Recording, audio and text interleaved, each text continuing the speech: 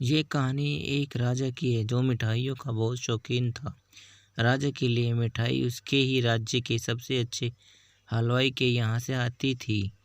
रोज की तरह राजा एक दिन मिठाई खा रहा था।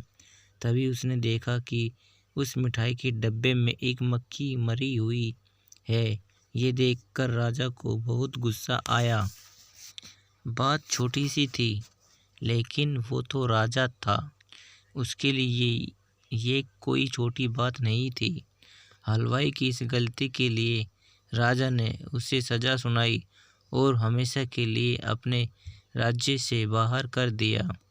इस बात को काफ़ी समय बीत गया। एक दिन राजा अपने कुछ सैनिकों के साथ शिकार के लिए गया। जंगल में थोड़ा अंदर जाते ही उन पर लुटेरों ने हमला कर दिया। लुटेरों ने सब कुछ लूट लिया और राजा के सभी सैनिकों को मार दिया। राजा किसी तरह अपनी जान बचाकर वहां से भाग गया और दूसरे राज्य की सीमा में पहुंच गया। कुछ देर में अंधेरा हो गया और वो राजा सुबह होने का इंतजार करने लगा।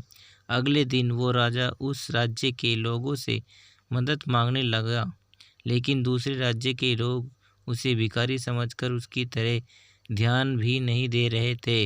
वो राजा भूखा प्यासा एक जगह पर ही पड़ा रहा।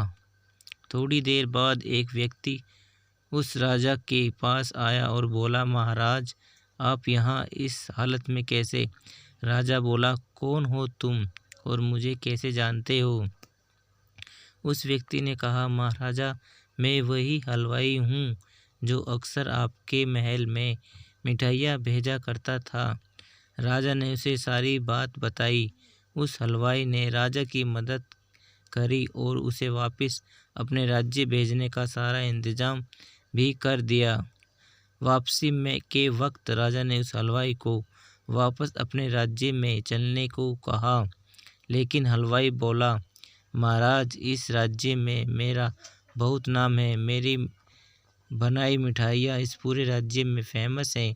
यहाँ आकर काफ़ी अमीर भी हो गया हूँ।